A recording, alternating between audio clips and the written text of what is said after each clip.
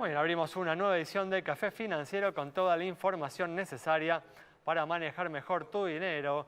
Hoy vamos a brindar información sobre el oro, qué precio tiene y dónde podés encontrar esta alternativa en nuestro mercado. Vamos también a hablar de las nuevas cuentas bancarias para menores de edad que vienen ofreciendo algunas entidades bancarias. Y en el último bloque vamos a conversar con el economista Guillermo Nielsen para analizar la situación y las perspectivas de la economía argentina. Quédate con nosotros.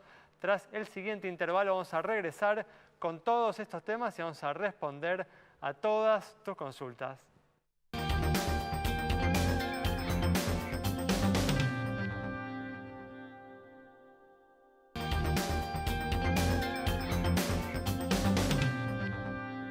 Bueno, ya estamos aquí con la presencia de Santiago Chelala. También está hoy con nosotros Agustín Abbasi con toda la información de seguros. Y nos acompaña, al igual que el miércoles, Juan Salerno en esta ocasión, como hacemos todos los viernes, con algunas recomendaciones para todos ustedes debajo del brazo. ¿Qué tal? ¿Cómo andan? Buenas noches. Gracias por estar una vez más aquí. Vamos a arrancar, tenemos como siempre mucha información.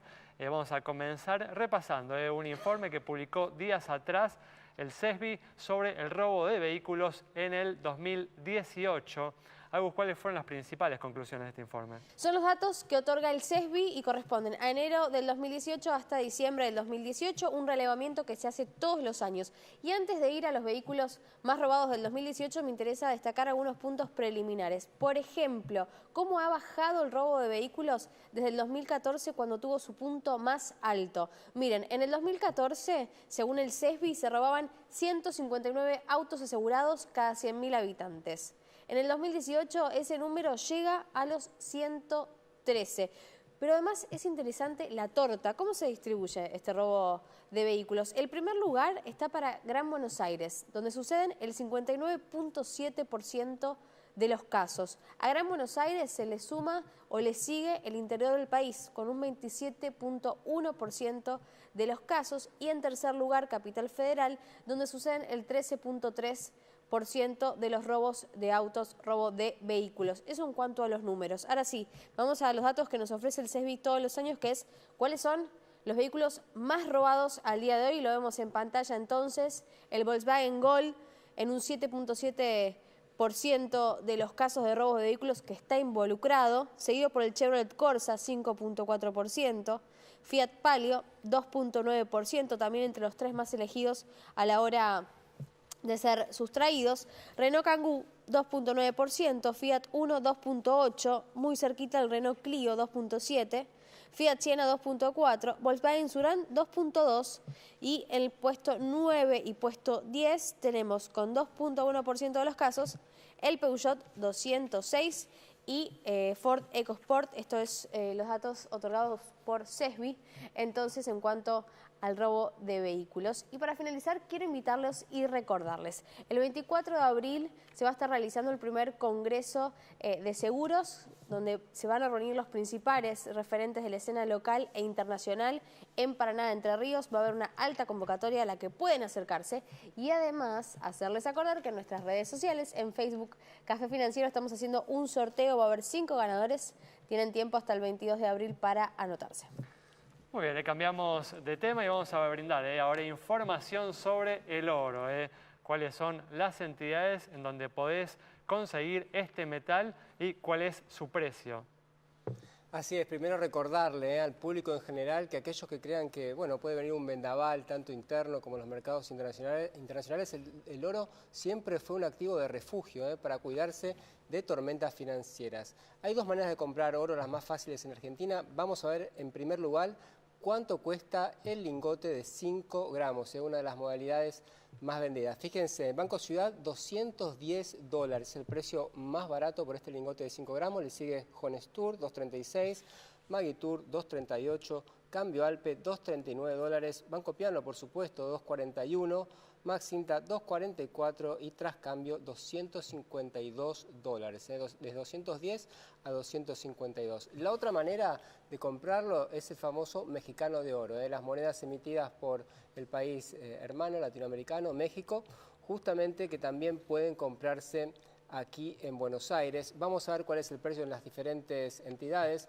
Fíjense, la más económica en este caso también, el Banco Piano encabeza la lista, $1.551 por esta compra del mexicano de oro, Magitur 1.554, Cambio Alpe 1.577, Maxinta 1.658, tras cambio 1.660 y Honestur cierra la lista con $1.665 por cada moneda. Como siempre, toda esta información la encuentran en detalle en nuestra página de Facebook. Muy bien, una alternativa entonces para todos aquellos que en este difícil año electoral se quieren proteger de los vaivenes del peso.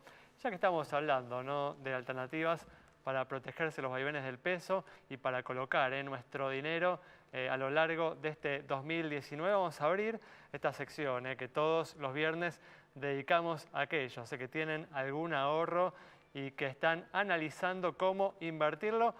¿Cuáles son las recomendaciones de Juan? Como siempre, vamos a comenzar, Juan, con una opción para los inversores más conservadores. Sí, siguiendo la tónica, digamos, de lo que hablábamos respecto del oro u otros activos refugio.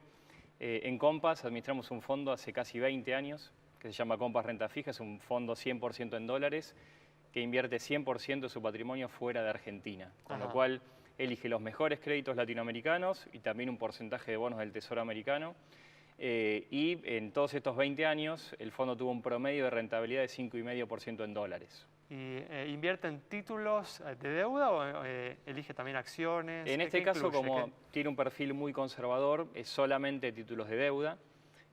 Además administramos otros fondos más agresivos, pero son un perfil un poco más de más riesgo que este portafolio. ¿Y de qué rentabilidad estamos hablando, Juan, cuando hablamos de este fondo?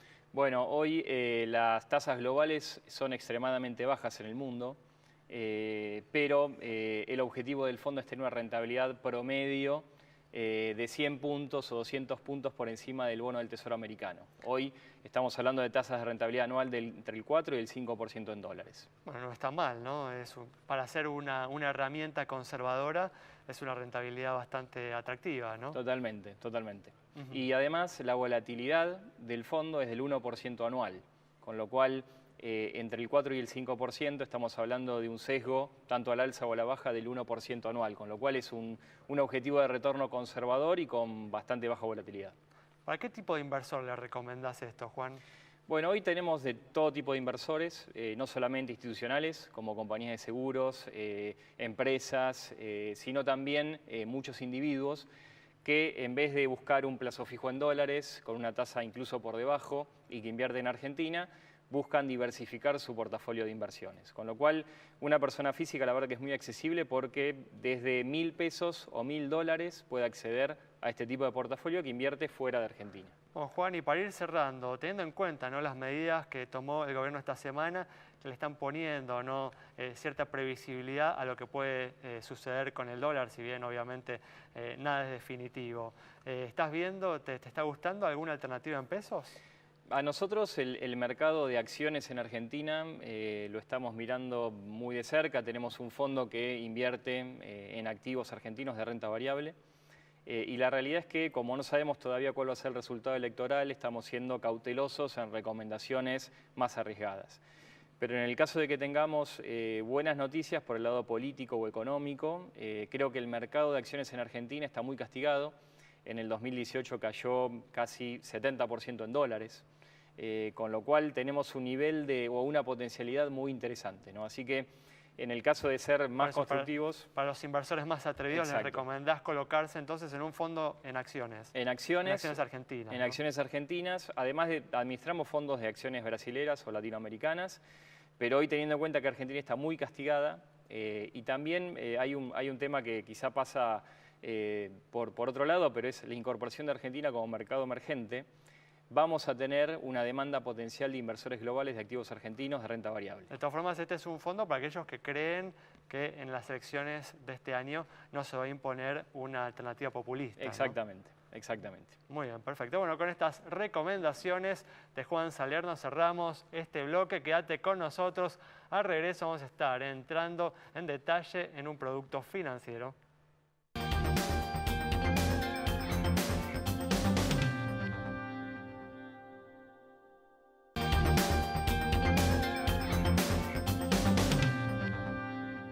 Pues estamos aquí en este bloque que, como todos los viernes, dedicamos a entrar en detalle en algún producto financiero, algún producto de seguros. Y hoy vamos a hablar de estas cuentas bancarias para menores de edad que están ofreciendo algunas entidades de nuestro mercado. Para ello estamos con Patricia Riondini, que es gerente de producto del Banco Itaú. ¿Qué tal, Patricia? ¿Cómo andás? ¿Cómo estás, Alejandro? Gracias por la invitación. No, gracias a vos por estar aquí. Y bueno, contame, ¿no? ¿Cuáles son las características de la cuenta que ustedes sacaron recientemente para mayores de 14 años de edad? Así es.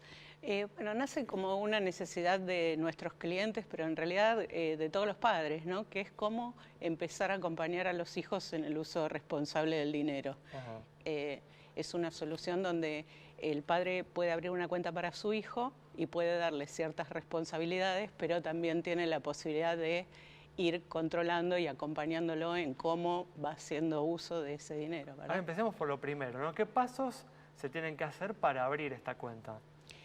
Es súper sencillo. Tenés que tener una cuenta, me imagino, en la entidad, ¿no? Sí, pero bueno, quien no la tiene ahora en 5 minutos puede abrirla desde su móvil, ¿no es cierto? Con la aplicación que nosotros mismos tenemos. Muy bien.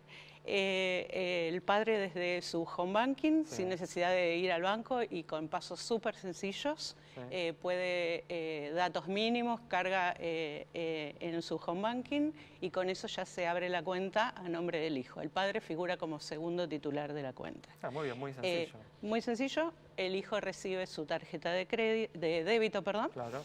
y con la tarjeta de débito puede a través de su móvil comenzar a operar la cuenta, baja la aplicación Itaú Ar, y desde su móvil comienza a operarla o puede hacer compras en comercios, por ejemplo. Por eso, a ver qué operaciones puede hacer, ¿no? El menor de edad con esta cuenta que le abrió su padre. En primer lugar, el padre puede, y es lo que aconsejamos, programar una transferencia mensual o semanal, dependiendo de lo que él desee y por el monto que desee. Entonces el chico ya cuenta con un monto. Como que en forma automática se hace un débito de la cuenta del padre hacia la cuenta de su hijo.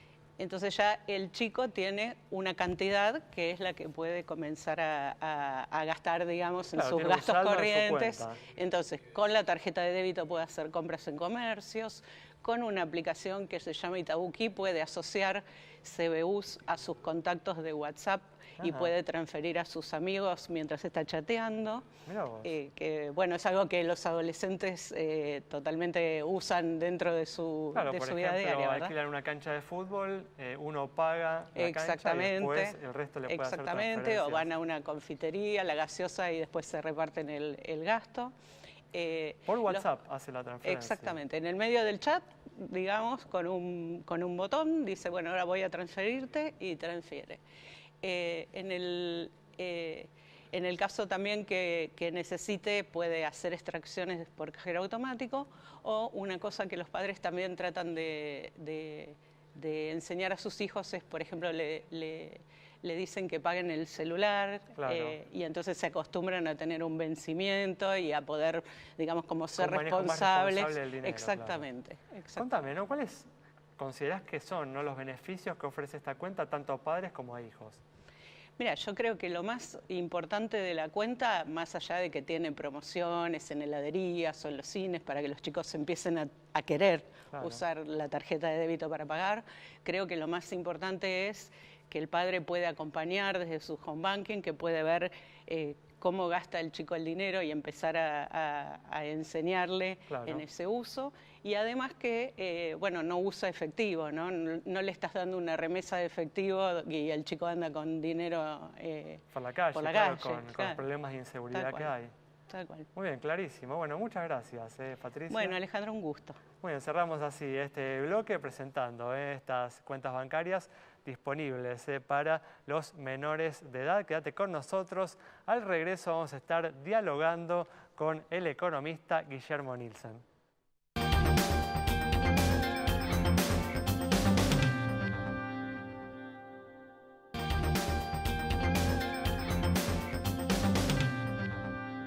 Hoy estamos aquí con la presencia del economista Guillermo Nielsen para analizar la situación y las perspectivas de la economía argentina. ¿Qué tal, Guillermo? ¿Cómo andás? Muy bien. Gracias por Muy estar bien. una Muy bien vez más para no aquí. entrar en detalles, que vamos a entrar ahora en detalles seguramente. Bueno, justamente, ¿no? Esta semana se presentaron así importantes medidas. El gobierno obviamente está reaccionando frente al elevado índice de inflación de marzo del 4,7%. Hablamos en detalle el miércoles, Guillermo, de estas medidas, el congelamiento de precios por 6 meses, el congelamiento de tarifas hasta fin de año y la modificación del esquema cambiario, bueno, la fijación, ¿no?, de la banda cambiaria con el techo, ¿no?, de 51,45 de acá a fin de año para el dólar mayorista. ¿Cuál es tu opinión sobre este conjunto de medidas?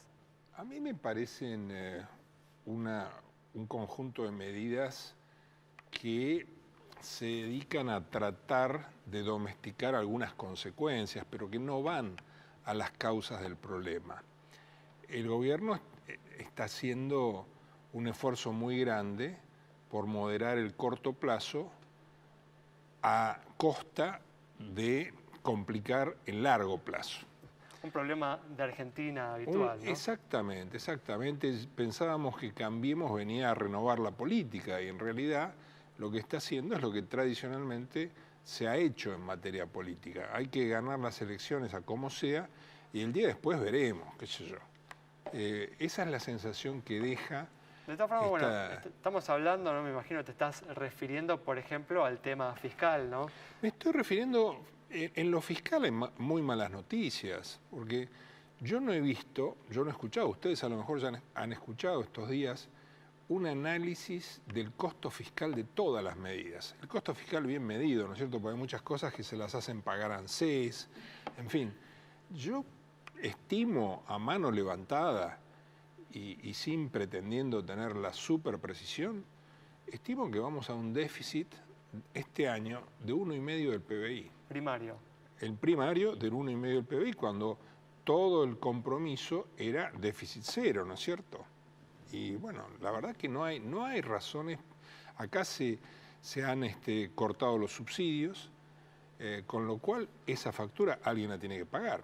Nadie termina de pagar termina de explicar cómo se van a pagar los subsidios de tasa. Eso de meterse en créditos de largo plazo, hipotecarios.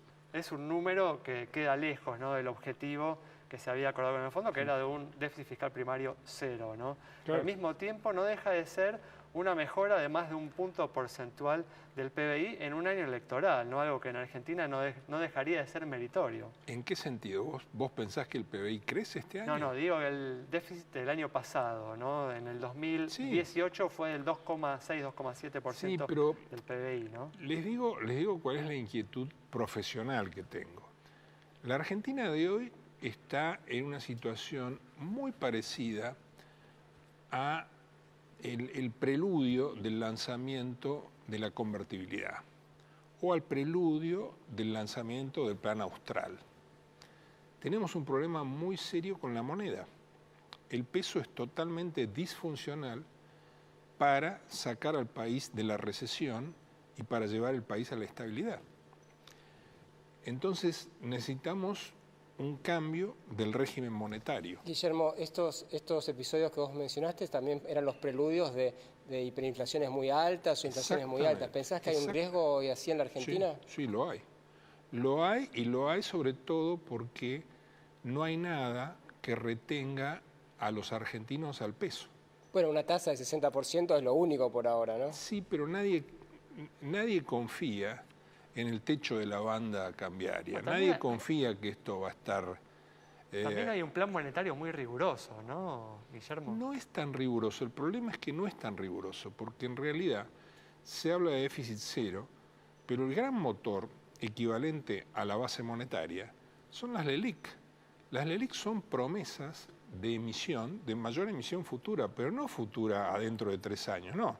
Es a la semana que viene, o sea... Y no se puede, Guillermo, porque está en manos de los bancos, ¿no? No se puede darle un bono a los bancos por esas LELIQ, no sé, a largo plazo, 2 años, 3 años, un poco como fue también después la especificación, ¿no? Que a los bancos hubo una compensación y se les fue pagando en plazo. Seguro, hay distintas cuestiones técnicas a considerar en todo esto, pero en todo caso el gobierno la pifió en no haber obturado de entrada el problema de las LEVAC, que son las madres de las LELIC, ¿no es cierto? Entonces, en fin, creo que hay demasiada cosmética. Fíjense, por ejemplo, con lo de la carne. 120.000 kilos por semana es el compromiso de los frigoríficos exportadores. Suena muchísimo, ¿no es cierto? Claro, la gente se olvida que la Argentina hoy, aún habiendo bajado el consumo de carne, Argentina hoy está consumiendo unos 2.300 millones de kilos de carne por año. Sí, el país que más consume. Entonces, 120.000 por semana, y bueno, están por debajo del 2% de la oferta. Y además hay otra cosa, o sea, carne, hay distintas calidades de carne. Si son frigoríficos exportadores, ¿qué va a ser? Guillermo, ¿Costillar Hilton sí, o va a ser vaca conserva o vaca consumo? En fin, estas cosas hay que aclararlas. Hace poco te escuchaba en la radio pidiendo un cambio de ministro y llamando a alguien como Melconian. ¿Pensás que sería una salida cambiar de ministro a esta altura al partido? Ante todo te aclaro una cosa, yo no tengo nada personal. Lo que traté de marcar en ese momento era la necesidad de hacer un cambio de manera tal de retomar el aliento, de que el gobierno retome el aliento y llegue más entero a las elecciones. Eso es lo que yo quise marcar en ese momento. No es un tema si Duhovne sí o Duhovne no. O sea, realmente otro grave error de este gobierno fue haber prescindido de tener un ministro de Economía en serio. Y todo esto lo estamos pagando y muy caro los argentinos, y seguramente también lo va a pagar el gobierno electoralmente. ¿Cuáles crees, Guillermo, que son las cuestiones centrales que se tienen que corregir en los próximos meses o tras el cambio de gobierno para que la economía recupere, vuelva a entrar en la senda del crecimiento? Bueno, son cosas distintas, ¿no es cierto? Los próximos meses van a tener un color electoral muy fuerte y van a hacer que cualquier solución sea muy difícil. Sí, eso es indudable, ¿no? Eso, además, estamos muy metidos en una Argentina muy fragmentada políticamente. Muy fragmentada, donde ningún partido va a tener una mayoría en las cámaras. La verdad es esa. Entonces, esto va a exigir y mucho de la clase política, porque tenemos un sistema institucional presidencialista y eso no funciona con esta fragmentación política actual. Deberíamos tender a un sistema parlamentario y a buscar coaliciones y a empezar a diferenciar qué cosas son el Estado argentino y qué cosas son del gobierno del partido que está gobernando. Esto no está claro en Argentina de hoy y es una lástima. Muy bien, Guillermo, muchas gracias por estar No, por favor, nosotros. ustedes. Nos vamos con este concepto importante que nos acaba de decir Guillermo sobre el problema político de fondo que hay detrás de las dificultades económicas. Nos reencontramos el próximo miércoles a las 20:30 aquí en Café Financiero, aquí en Metro.